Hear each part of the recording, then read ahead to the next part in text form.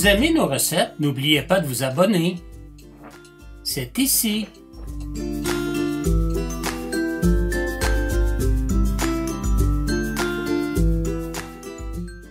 Bonjour, aujourd'hui je vous présente une recette de poulet au curry vert et lait de coco à la thaïlandaise. Voici les ingrédients. Alors dans un caclon, on fait réduire notre 150 ml de lait de coco à feu moyen fort. On va simplement le faire réduire.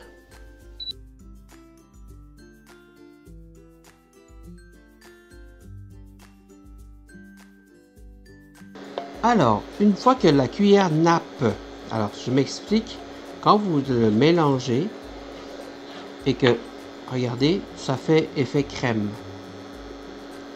On appelle ça napper une cuillère.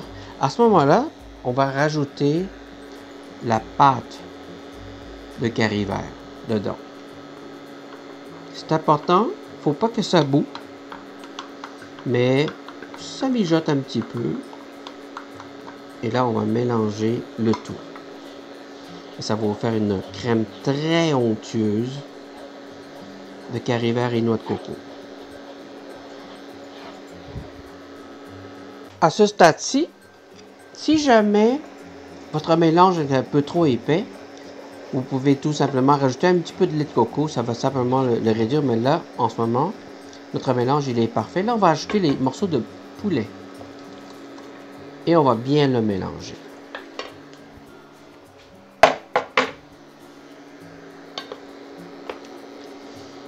C'est important qu'il soit bien nappé de sauce.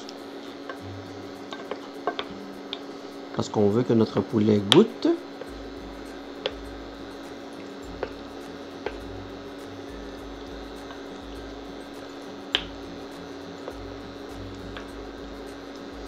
Bien entendu, cette recette, vous pouvez le faire avec de la poitrine, pas de peau, avec juste des cuisses, avec que des os de poulet, des pilons, selon votre goût.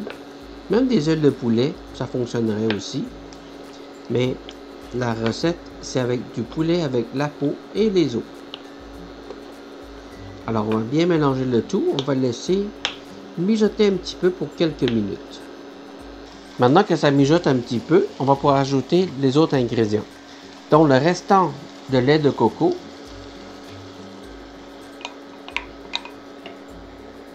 le fond de volaille,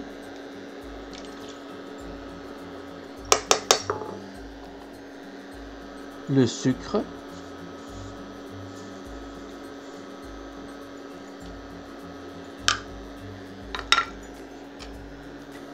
la sauce Nuoc Mam,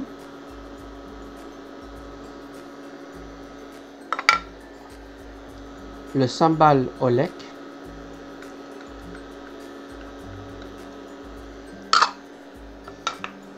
ainsi que les feuilles de citron kaffir. Et nous allons bien mélanger le tout.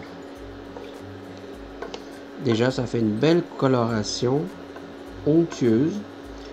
Puis on va laisser mijoter environ entre 10 à 15 minutes, dépendamment si votre poulet est en morceaux. Est-ce qu'il est désossé, poitrine, cuisse, etc. Donc, on va revenir vérifier dans 10 minutes.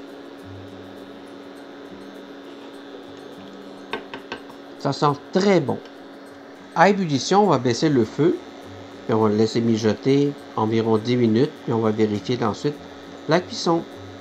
N'oubliez pas de mélanger une fois de temps en temps. Alors, après 10 minutes, nos morceaux de poulet mijotent très bien. Je l'ai retourné plusieurs fois. Alors, on va chercher le morceau le plus épais. On va simplement le piquer avec une fourchette. Et si vous voyez qu'il y a une résistance, puis même ici, il y a encore du jus qui sort, ça veut dire qu'il n'est pas encore assez cuit. Je rajouterai un autre 5 à 10 minutes. Comme j'ai bien dit, ça dépend des morceaux de viande que vous avez et la grosseur. Donc, si vous faites ça avec des poitrines, ça ne sera pas très long. Mais ici, moi, j'ai des morceaux de poulet avec la peau et l'os, ça prend un petit peu plus de temps. Donc, on va laisser mijoter encore un autre 5 à 10 minutes. On va vérifier au retour.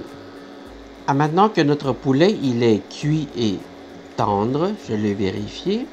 Là, on va ajouter les cubes de tomates.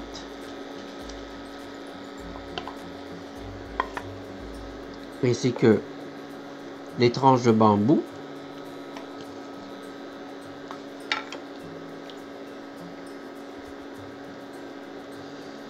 Et on va finir par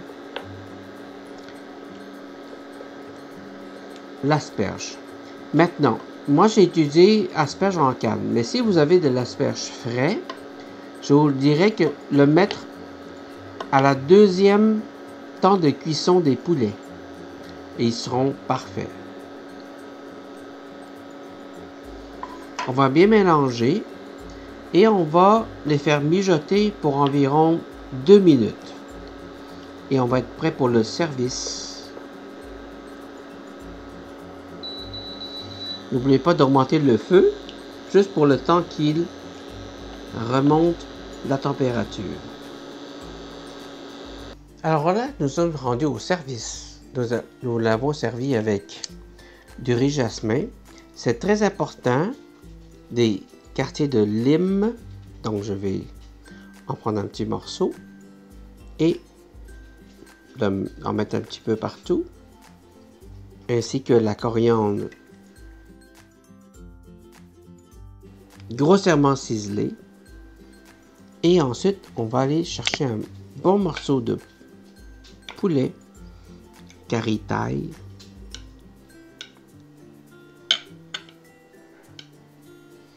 Et là-dessus, Julia Child vous aurait dit bon appétit!